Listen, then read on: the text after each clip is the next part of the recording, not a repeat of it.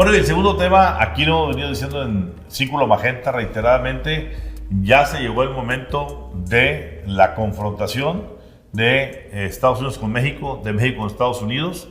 Todos esos escarceos que ha habido en los primeros 3 años de los gobiernos en este cuarto, pues ya hicieron crisis. No se habían desbordado los ánimos todavía, pues porque había todavía resabios del trumpismo. Biden estaba asentándose bien y pues nos toca, como dijimos hace unas semanas, que se alineen los astros para que las elecciones presidenciales de México en 2024 coincidan con las presidenciales del 24 también de Estados Unidos. ¿Y eso qué implica? Pues las 5 agendas prioritarias que hay, que son, número 1, migración, número 2, seguridad, número 3, drogas, particularmente el fentanilo, número 4, la cuestión energética, inversiones, respeto a las inversiones, y número 5, respeto a los convenios de adquisición de alimentos, particularmente el famoso maíz transgénico. Es decir, traemos diferentes lumbritas por ahí, frentes abiertos, pero viene toda esta operación porque, bueno, hemos visto que estos últimos días, tanto el New York Times como el Washington Post sacaron sendas piezas importantes, fuertes, bien documentadas, amplias, casi de página entera, dedicadas, en el caso del New York Times, a el general Salvador Cienfuegos, con toda esta trama de que lo detienen en Estados Unidos, finalmente se queda allá, lo liberan, viene para acá, no lo juzgan acá, etc. Pero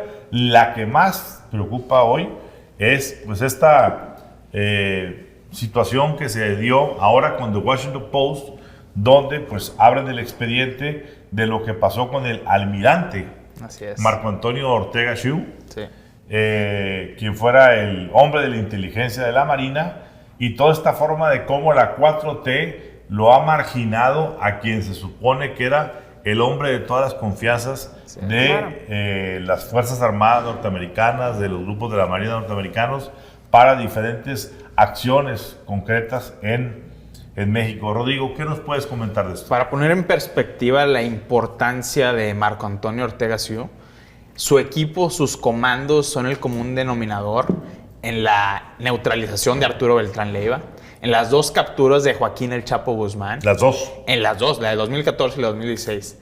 En la neutralización también de Juan Patrón Sánchez, el H2, a quien, por cierto, la DEA vincula con el general Salvador Cienfuegos, y con la más reciente detención de Rafael Caro Quintero, que aunque ya estaba él marginado directamente de la operación, fue su equipo a quien, a petición del gobierno de Estados Unidos, hizo la captura de Rafael Caro Quintero. Entonces era un personaje de suma importancia y alcanzó este grado de confianza con los americanos porque había 0 filtraciones en su equipo y porque era altamente efectivo.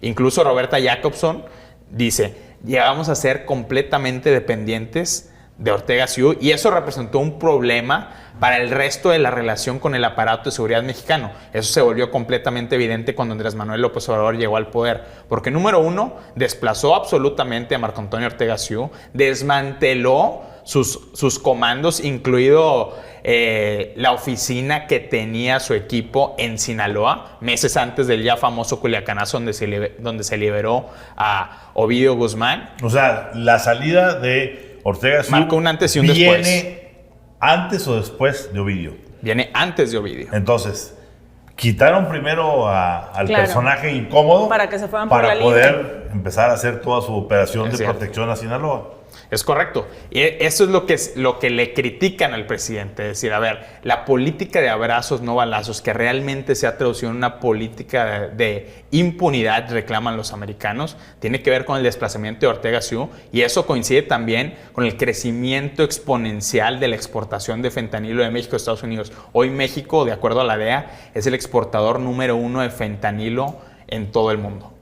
Marcela. Yo creo que aquí, como ahorita bien dicen, se querían ir por la libre con las estrategias de AMLO de abrazos no balazos. Entonces, veo algo parecido en Venezuela, porque así pasó en su momento en Venezuela, hasta que empezaron a detener hasta los sobrinos de Maduro. ¿No se acuerdan en el 2020 cuando Biden empezó a detener y un intercambio de los voy a soltar a los 7 sobrinos y luego... Entonces, todo eso es irse por la libre en una estrategia que no es funcional para nuestro país ni para Estados Unidos, pero se está haciendo de una manera muy grotesca en donde están cancelando a este general que hacía su tarea bien en las cuestiones más delicadas, como es lo de el fentanilo, el narcotráfico en general, pero nos enfocamos en el fentanilo porque eso es lo que ahorita nos compete, es la prioridad.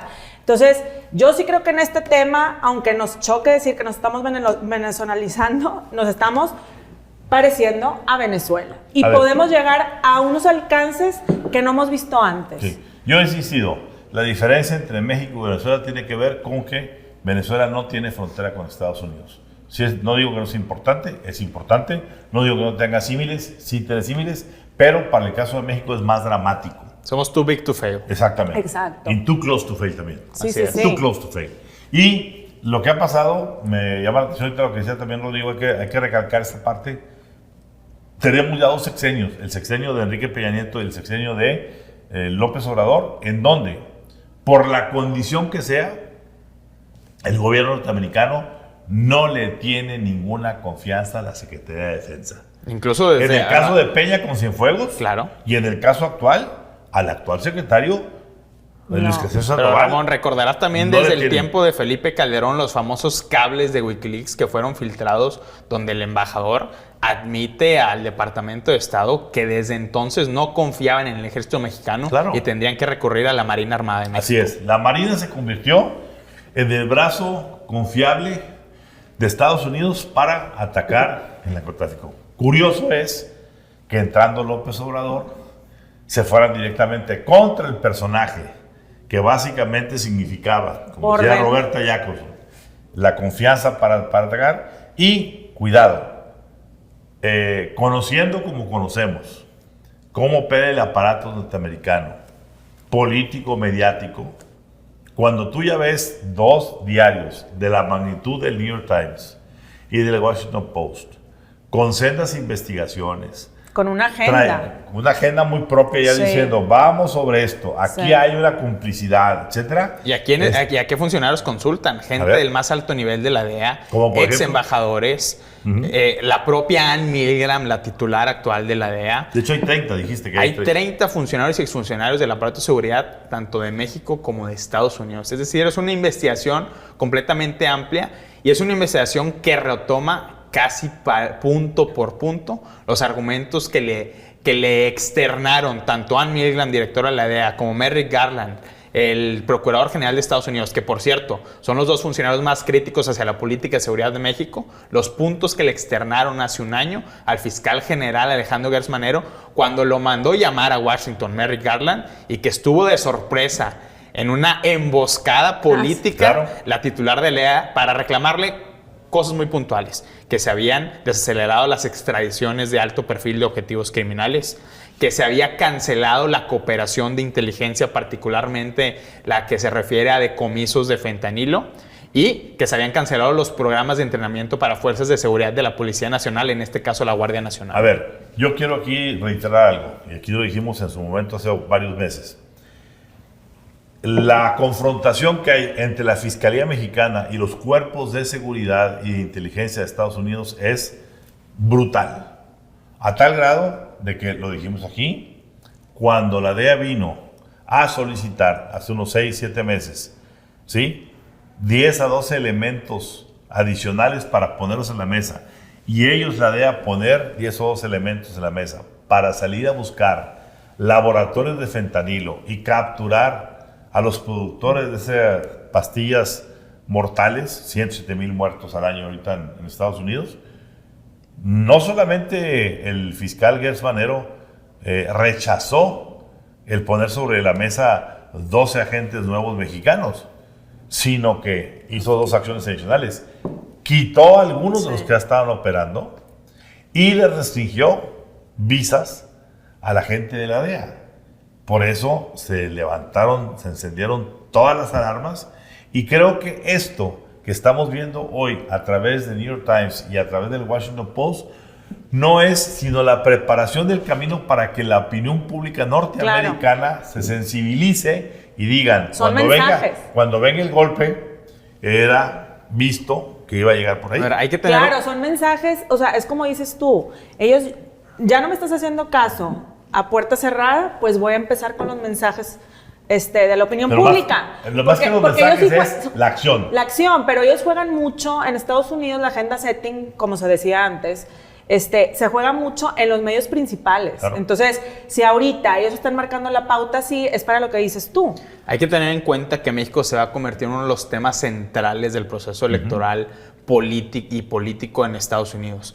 Vemos al ala radical del Partido Republicano, al ala afín al expresidente Donald Trump, haciendo reclamos, empezando por Greg Abbott, el gobernador de Texas, invocando cláusulas de invasión que desde el punto de vista legal que tienen ellos, desde la interpretación legal que hace el equipo de Greg Abbott, eso le permitiría enviar tropas estadounidenses a territorio mexicano. Tenemos también gente en el Congreso, en la Cámara de Representantes específicamente, promoviendo leyes para declarar a las cárteles mexicanos como organizaciones terroristas. Es decir, esto ya está escalando a un nivel que no se había visto tanto del lado republicano como del lado demócrata. Y destacar también la parte de cómo López Obrador intentó marginar o marginó al almirante favorito de Estados Unidos, que es Marco Antonio Ortega Sió. Lo hizo a través de la judicialización de carpetas de la Fiscalía General de la República. Porque se filtró en el contexto del caso Ayotzinapa. Se filtra un video donde aparece un equipo de marinos presuntamente haciendo una manipulación de la escena del crimen del basurero de Cocula apenas días después de la desaparición de los 43 normalistas. La gente de la Marina a la fecha dice, a ver señores, eso no está comprobado, no hay elementos no hay evidencia al respecto de eso, es una completa fabricación. Y paradoja que llaman a declarar al almirante Marco Antonio Ortega Sió y le ofrecen un criterio de oportunidad. ¿A cambio de qué? A cambio de que declare contra su superior jerárquico, es decir, el secretario de Marina, el almirante José Rafael Ojeda, quien por cierto, en ese momento era el comandante de la 8ª Región Naval en Guerrero. Y que no aceptó. No lo aceptó. No lo aceptó. Bueno, aquí lo que yo estoy pronosticando es que 2023 va a ser el año del quiebre, del crack en las relaciones México-Estados Unidos. Va a ser inevitable que tenemos el 8 y 9 de enero, ya a la vuelta de la esquina, menos de un mes. La cumbre. La famosa cumbre en México, donde viene el presidente Biden y todo su elenco completo. Yo creo que ahí vamos a empezar a sacar las pistolas y el parque en todos los 5 territorios que mencionamos hace rato. Repito, ¿cuáles? Migración, seguridad, fentanilo y drogas, energía y alimentos. Así es. Esas van a ser las 5 carpetas que van a estar mínimo sobre la mesa, ¿sí? Y vamos a entender, van a venir también cuestiones muy importantes sobre el asunto de los asesinatos a periodistas. Sí, claro. ¿Por cuánto que es un año tema que tiene somos el país número 1? Que es un tema que lo ha retomado directamente el propio secretario de Estado, Antony Blinken. Claro. Entonces, vamos a ver qué va a pasar el 8 y 9 de enero. Vamos a ver qué va a suceder. Por lo pronto, el ponerle nombre y apellido, como es el caso de este almirante, y poner cómo el gobierno de la Cuarta Transformación trabaja más para los cárteles que para sus sistemas propios de seguridad. Cómo el fiscal mexicano está operando más para satisfacer los deseos personales de López Obrador, del presidente en turno, que lo que se tiene que hacer de acuerdo a la ley. Eso ya marca una pauta. Y esa pauta la vamos a ver y vamos a ver cómo el nombre de México y los dramas de México van a empezar a inundar las primeras páginas del New York Times, el Washington Post y de muchos periódicos importantes de Estados Unidos. Así es.